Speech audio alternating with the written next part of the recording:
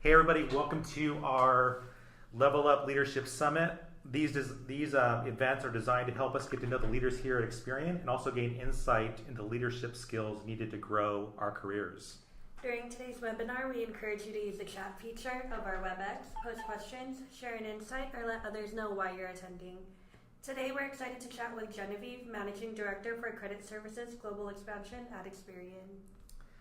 So to prepare for today's discussion, Genevieve, we talked to a number of your colleagues, and it was really cool. Some of the themes that kind of emerged from those discussions, that people described you as a change agent, a mover and shaker, and then even before today's show, Patty and I were like looking at your LinkedIn profile, and we just saw like how you've moved around into so many different roles here at Experian. You're kind of like the NBA player that everyone wants on their team. Yeah. I'm curious how you would describe your role here at Experian over the last 11 years. Well, that's kind. Thank you. How would I describe my role here at Experian over the last? Well, it's hard to describe it in one way, but I think a theme in my career, inside and out of Experian, would be that I like to create things, whether that's established or not. And actually, until I led CIS, I hadn't had a role in Experian that I did not actually create. Oh, interesting. Or that I didn't have a role that had been established before. That was running CIS was the first time I was stepping into a role where there had been a predecessor. Oh, I love that. That's cool. And you know, I tell people, I think that's one of the great things about our company, is that it's a large company, but it makes room for entrepreneurialism. And I mean entrepreneurialism, not just going and building a new business, although that's fantastic, but for seeing something that needs to happen and having the ability to go make that happen. And maybe that's where the change agent comes from. But I've felt like there have always been a great reception when I've seen something that I think is an opportunity or a change that needs to happen, and you know, made a case for why that needs to happen, and that's always been really well received. And that's perhaps why, you know, from early in my career, you know, that's how different roles got created, was through a lot of activity like that. So that's really interesting. I didn't know that your positions were newly created for pretty much all of them. How did you transition into a position where there was no predecessor to show you the way or show you how things were done? I think you have to have a vision of the future, and a view for how you're going to arrive at that vision, which I guess is really just the path you need to create. And you also have to be extremely flexible when you find out that the assumptions perhaps that you had around what, you know, how that path would go and what that vision, you know, would be. You have to be flexible around when you learn that some of them, you know, hold not to be true, or that the environment may be different than you assumed, and so you flex. And you flex both your paths as well as perhaps the shape of the vision in order to still achieve the you know, what you're looking to achieve. You know, so for example, in Australia, you know, went down there, we'd created the joint venture, had a plan to build this business, and so that's how I ended up leading that business as the first employee. And early on, we looked at the environment and you know, going and creating a typical credit services business, and I realize a lot has changed since then, but this is many years ago.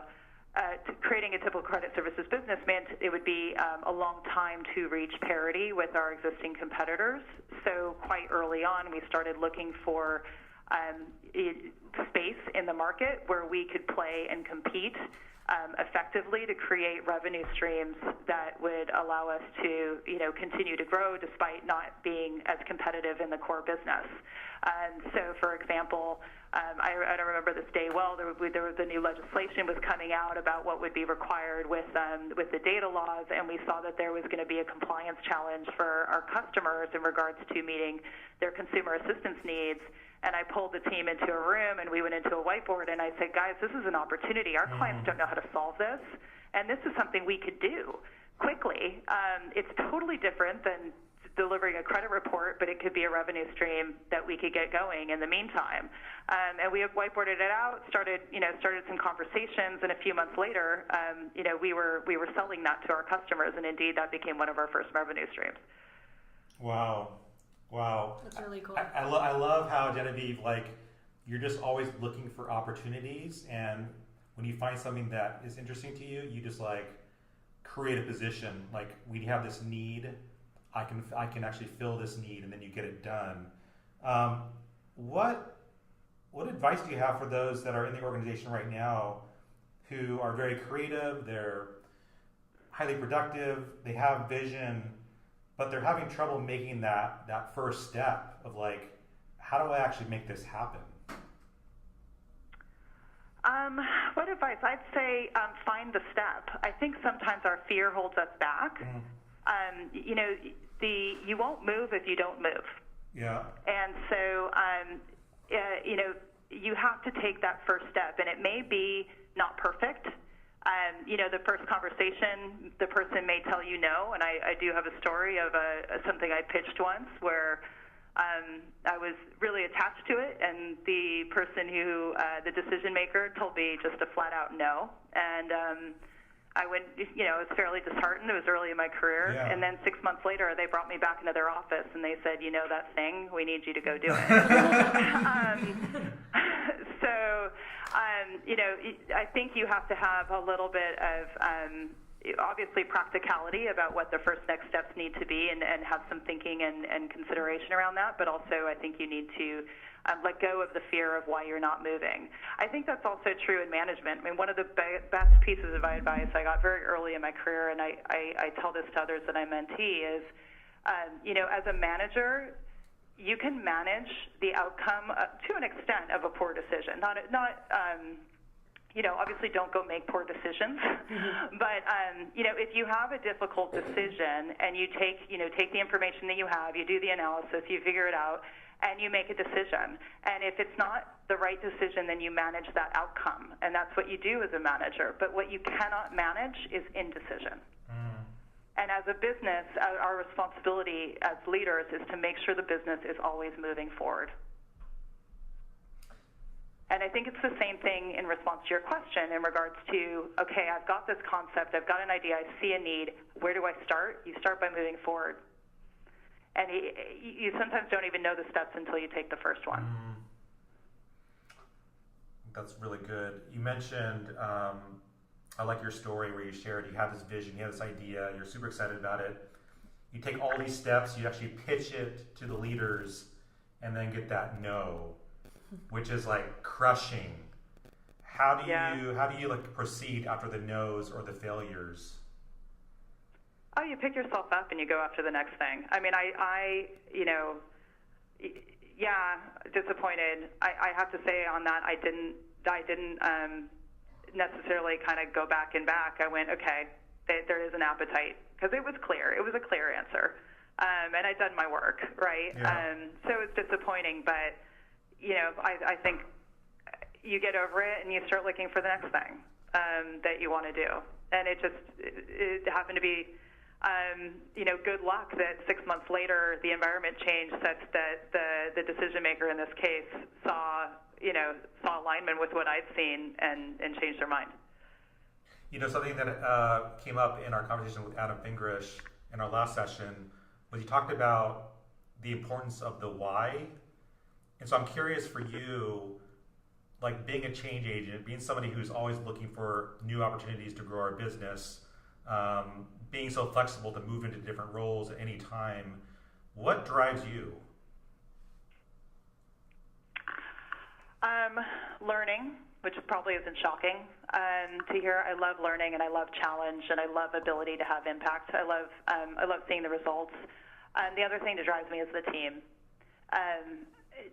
To work with a team that's engaged towards an outcome and that's high performing is one of the more satisfying things in the world. When we come to work, we spend a lot of our lives here, right? And we give it a lot of our best hours and our best thinking and our best energy. And to be able to do that together and be part of building and sustaining a team that's organized towards an outcome and is working in that kind of way is really gratifying. And so I spend a lot of time thinking about teams, how they're built, how they run, and how to sustain towards higher performance. And I think a lot of that comes down to the vision and the strategy and having a plan, but a lot of it comes down to culture and trust within those teams and the interpersonal dynamics within those teams. So speaking of teams and trust and culture, you have been around to so many different regions around the world. How do you break through the cultural barrier and manage to maintain the same effective leadership style in each new place you've been to, and like empower your team and get your team to trust you? Yeah. It's a great question. I think part of it is learning by doing. I've moved around. I've lived on four continents. I've been a part of diverse teams, so I've got practice at this point. And maybe that's related to that early advice of you got to take the first step to get somewhere. So practice does help. And I've made mistakes, right? So I was actually, it's funny. I was sharing a story with someone today about in Africa.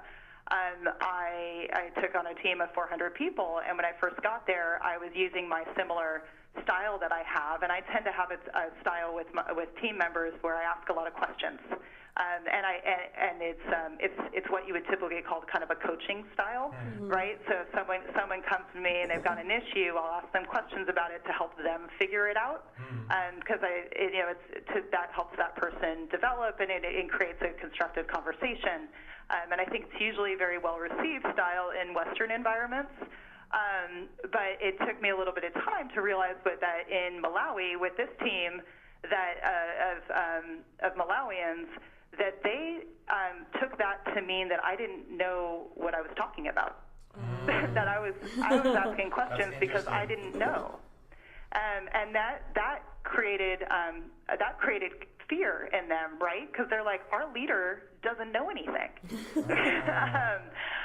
So I had to adjust my style to one that's unnatural to me, which is to be more kind of telling and authoritative to instill that trust, and yet balance that with, okay, but I also need a team that continues to develop in their own competency.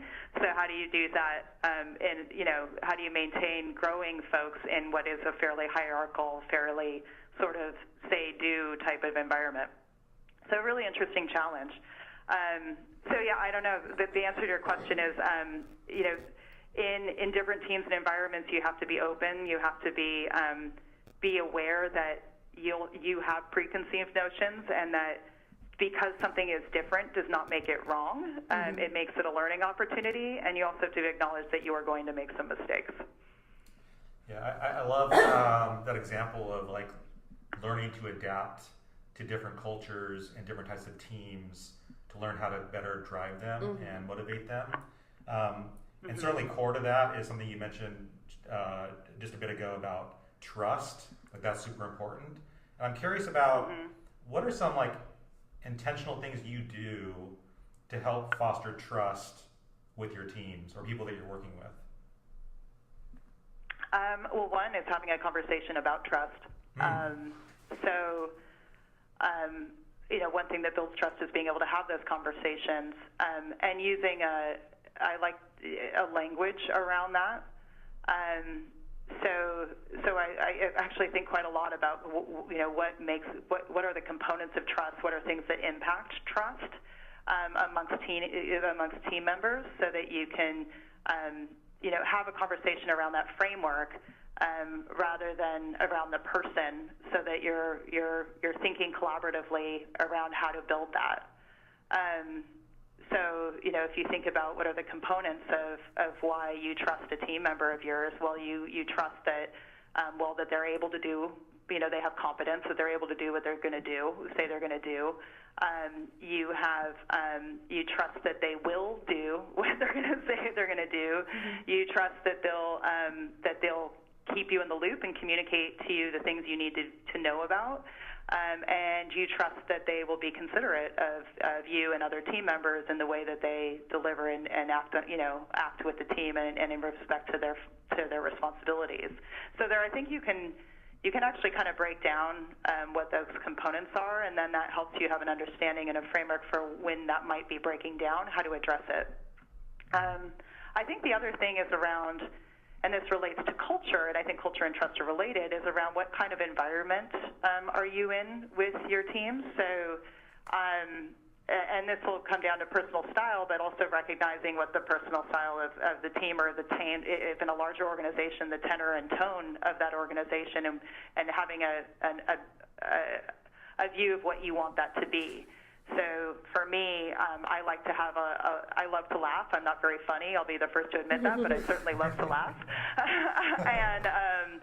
And I like to have a tenor and a tone that is less formal, and that where people feel free to be themselves, and that there's a that there's a degree of, and I guess that goes back to the trust, but there's an ability to kind of be yourself and share yourself with one another, and have fun at work, and where there's a lot of respect for both high performance and being smart and having impact, as well as as well as for having respect for one another and a lot of fun. Yeah, I like that. I like how relational you are. I want to talk to you a little bit about building trust and vulnerability. It seems to be like a popular topic these days about being a vulnerable leader. I'm kind of curious what that means to you. Yeah, so I think it's important. To me, it's about authenticity. You can't, and I'm thinking, I have an example in my mind, because you can kind of see it when it's not happening, and it's when you see someone a leader who seems perfect, that's almost troubling, right? Because no one is. And we all have the things that we're working on. We all have the things that are happening in our heads. We all have things happening at home and other places that are part of our lives. And we are our whole people. That's right. And I think the way to be our best person at work is to be ourselves. I have a mentee who was talking about something the other day, and she was asking my advice, and I was like, you be you, right? If we're trying to be somebody else, or we're trying to be what we perceive people want us to be, we're going to be hitting up against that all day long, and that's going to be stressful. Yeah. And you're not going to get the best work out of yourself if you're stressed in that manner, nor out of your team members. And vulnerability and authenticity is about leading by example. And if that's how you want people to feel at work and be at work, well, you got to start with yourself. Yeah, that's right. Your colleagues admire you for being able to juggle so many things in your life. How have you mastered the art of time management, and do you have any daily rituals that maybe help you stay energized and ready throughout your day? Oh, that's I don't think I've mastered the art of time management. Genevieve, time management came up a lot. It was like, I want to know how Genevieve does it. Like, how does she do what she does? Mm-hmm. Oh, that's funny. I mean, ask my admin, and she'll say I'm terrible at time management. I like I said, I'm driven by learning, so I think I like to get involved in things, and I probably don't say no enough. But I'd have to reflect on that. I've never really thought of that as being something defining, and so I'd have to reflect. No, it's truly amazing because you're super busy, but everyone also said, like, you make time for people. And I heard that several times. And then I thought, just in my brief interactions with you through email, like, how quickly you'd respond back. Even though I'm not expecting, I'm like, I know you're super busy. I'm going to send an email. I might not get a response back. I might wait 3 weeks. No big deal. But then you got back to me. And then when I talk to other people, they're like, yeah, Genevieve's like really good. She'll just make time to chat. Oh, so that's interesting. So I think that making time that it takes time to make time for people is a myth. Right? So we all know like the example, and luckily here at Experian we don't see this a lot. I think we have terrific executives who are really engaged and do make the time. But I think we all can think of examples of people who are kind of too busy, right? Yeah. And they kind of rush down the hall, and they don't seem to have that time. And I mean, think about it. When you're going to the restroom and you say hi to somebody, how long does that really take you to do? Right. It takes you a minute, right? So I actually believe that making time for folks being a burden or being a burden on a calendar is a mess. Making that time doesn't take that much time. And the impact that it has on your other activities is not substantial. So it's more about what you're prioritizing. Yeah, that's a good way to look at it. Yeah. So we did speak to Lisa, who heads integrated communications here in Costa Mesa, and she described you as a strong and confident force to be reckoned with. And she's endlessly impressed by you. She had so many good things to say. What I'm wondering from that conversation is if being a young woman in your field has ever intimidated you, and if so, how you got past that. Yeah, I mean, I think there have been at times. I can remember a meeting early in my career where I was in one of our foreign officers, and I hate to say that this was with Experian, but it was. We've changed a lot since, but it was one of our overseas offices from the U.S. and it was a meeting with a number of global stakeholders, and there was, it was an all-day meeting, and we hit to lunchtime, and they turned to me to ask me where the lunch was coming from. Oh no. And I was like, I'm not from here.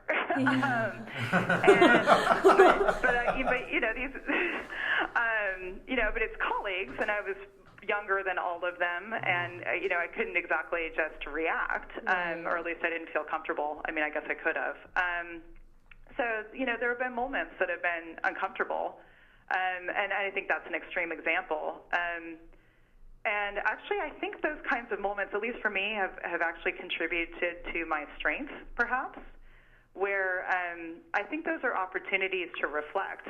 At that meeting, I probably could come up with 3 different responses than the one I did have that I probably would prefer that I would have had, right? And is that, am I going to beat myself up over that? I don't think so. I don't think it's worth it. I think it becomes a great opportunity to reflect and to become stronger, and to think about how you're going to enter into the next situation. I think we all have moments or times or contexts where we feel less confident, and I think the first thing is to recognize that that's normal. And then I think for me what helps is to also recognize that that's my issue, not others, right? And so it's really a non-issue. Yeah. That's a good way to look at it. I like that. It's not real, just you. Yeah. Genevieve, you've mentioned several times about your mentees, and you've obviously made time to help build up other people. I want to ask you about that, but before I do, I want to talk about people who have mentored you, because you are extremely driven, productive, making changes, driving our business, doing all these things, and I'm wondering, how have mentors helped shape you? Oh, I've been so lucky. I've had phenomenal mentors, and that's shaped me a lot. And I think mentors come in different flavors, right? They may not be "quote unquote" my mentor with a That's right. With a capital M. Right. They can be people actually, they come in so many places. They may be people who wouldn't consider themselves a mentor to you at all, but are nonetheless people you're learning from. Yeah, And I think, particularly at Experian, I think I've been very fortunate with with diversity and breadth of people that I've learned from and continue to learn from. And some of those have been in more formal capacities as either a boss or somebody who, is a mentor with a capital M, or a person who I just have a candid relationship with, who I can talk to, but also in other forms where it's, like I said, it's more about being able to observe and learn in different contexts. And perhaps that person doesn't even know that I kind of look at them as somebody to learn from, but I do, and that speaks to, I think, the quality of the folks we have around our organization. There's plenty, and by the way, mentors also they're not always senior to you. I've learned a lot from folks who worked for me, who didn't work for me, who are colleagues across the organization, as much, frankly. We were chatting a couple weeks ago with Brian Ward, and he was talking about how, like, basically we're all working on something, and this is something you've kind of mentioned, that nobody's perfect. We're all on this journey. We're all learning. We're all growing. I'm curious about, as a change agent, as somebody who is constantly moving and shaking things up, are there any big challenges that you wrestle with? Oh man, yeah. I guess they change day to day. I'll have to think about that. I will say I like the feeling of being a little uncomfortable. And maybe that's strange. To me, that signals I'm learning. Mm-hmm. Yeah. So I actually, when things are comfortable, I start to get a little uncomfortable. Oh, interesting. When everything's just really, and I don't mean for a week or two, but for a sustained period, if it's starting to feel like I've got this, just totally in hand, then I start to feel itchy, because I think it's because I'm not learning at the same pace. You're always still learning. I mean, come on, anybody in any role, you're learning every day. We learn by living, frankly. But at the same, I like to be in a context where I feel uncomfortable, because that means I'm learning at a pace and a volume that I like. Yeah. I know that doesn't. I'll try to think of something kind of bigger that I'm working on. I guess not consciously, but I feel like probably on a smaller scale, I'm constantly working on a lot of things, and whether it's different relationships in the organization, or different business problems, or different managing different demands on me between work and home, and I kind of feel like I'm constantly working on a lot of things. Okay, so we have about 5 minutes left, and we did receive one question from Ann Chen. Anne is asking you, for someone new in their role and looking to expand themselves professionally and globally, how would you recommend the best approach to achieving that as successfully as you did at Experian?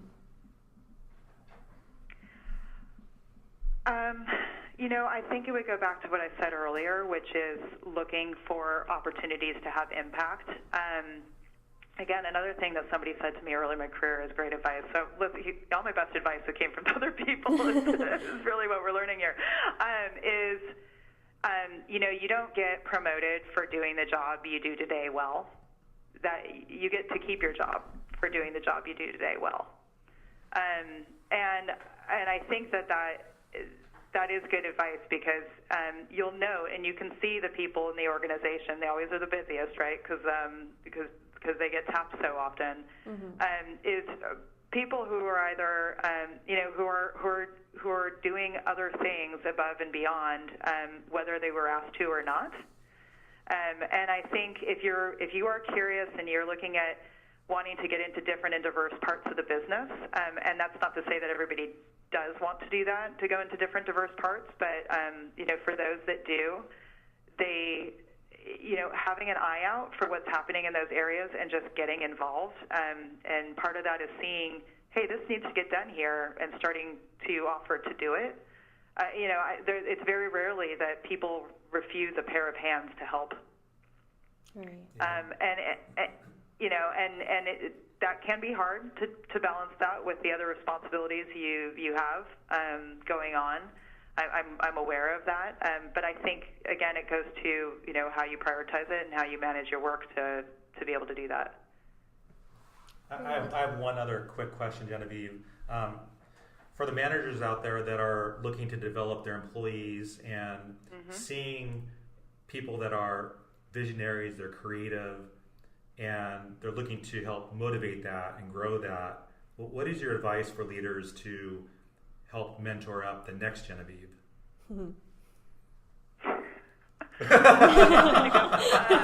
How do we make more Genevieve? That's my question.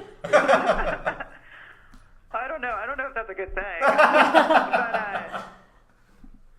actually, to follow up on your last question, and then I'll get to this one, the other thing with people who are interested in diverse parts of the organization, I mean, one of the things I like about Experian is you can reach out across the organization, and it's a friendly company, right? No one's going to say, oh, who's this person, take a hike.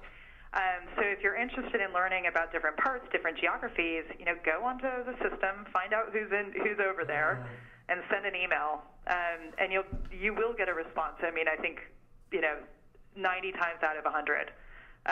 That's great advice. And so ask for the chat, and I think take advantage of what I think is one of the great aspects of our organization and our culture.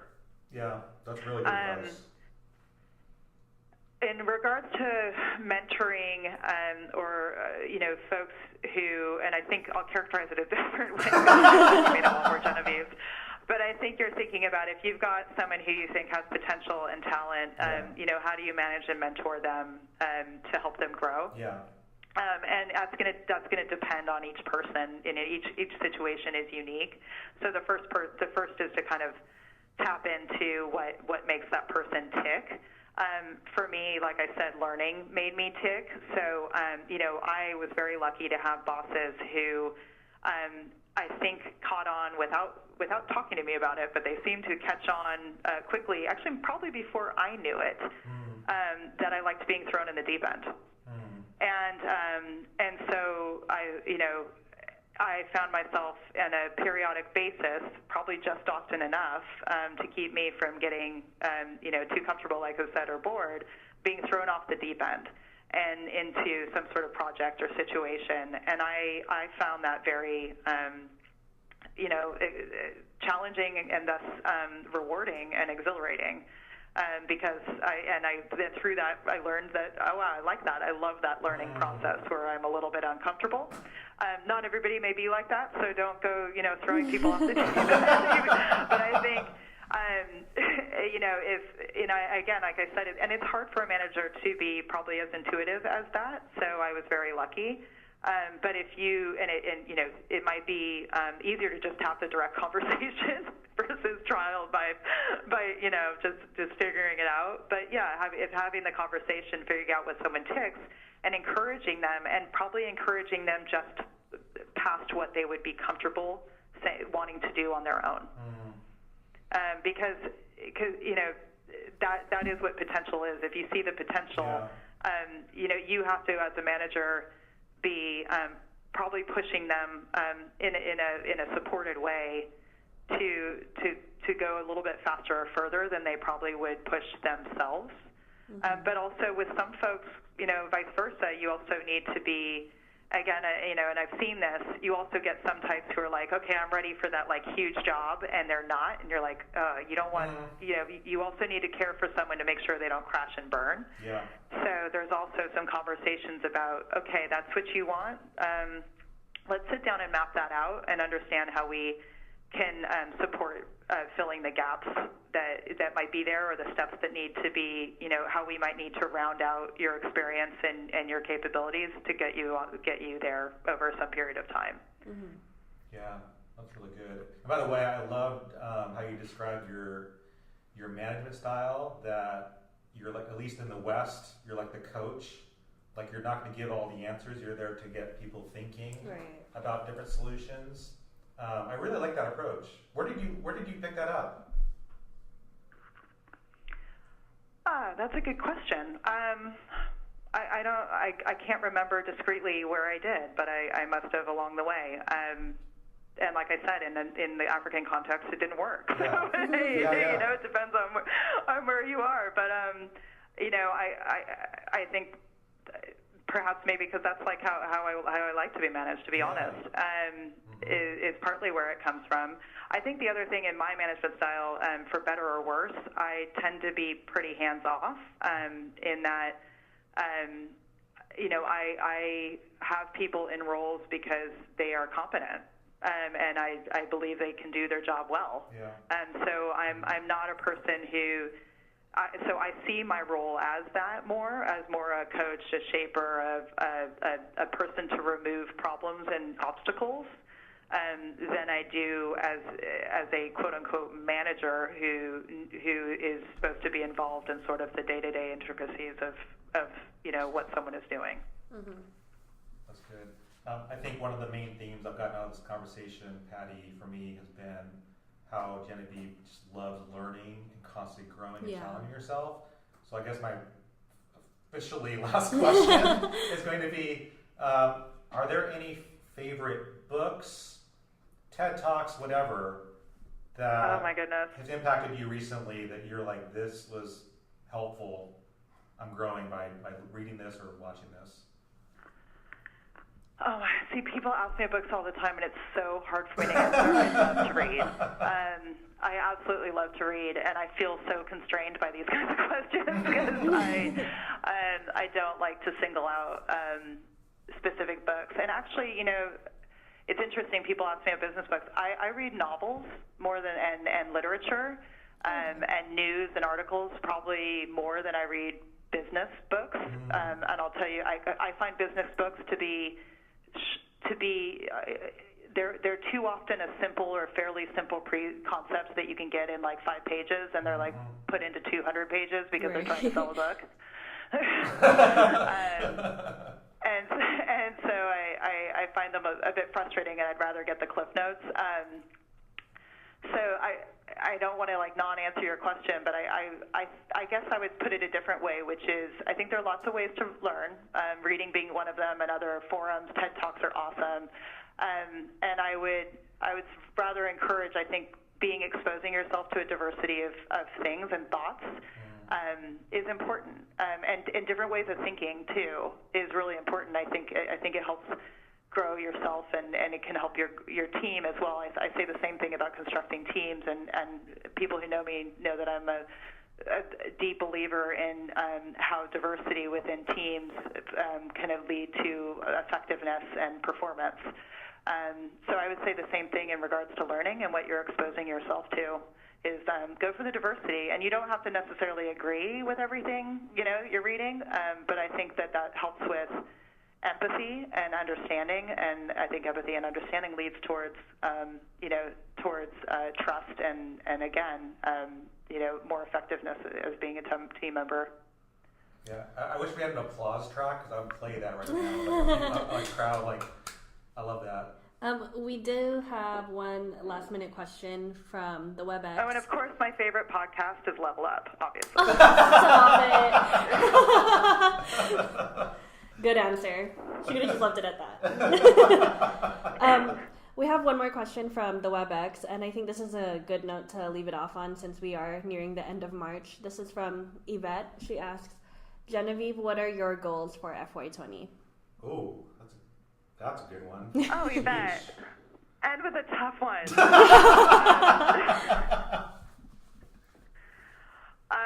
I think the goals remain the same. Continue to have as much impact as I can. Continue to support and grow my team and teams however I can, and continue to learn. Yeah. Good. Short and sweet. Fantastic. That's excellent. Genevieve, thank you so much for your time, sharing with us your leadership journey, things that have helped you along the way, and great learning more about you and your personality. It's absolutely so much fun chatting with you. Yeah, you guys too. Thanks so much for the opportunity. Thank you. Thanks for everyone for joining us with Genevieve. We do have a few more guests coming up. We have Alex Lintner on April 10th at 3:30 Pacific Time, and Haiku Lee May 15 at 3 p.m. Pacific Time. Thanks for joining us again today, and we hope you all have a wonderful week. Take care, everybody.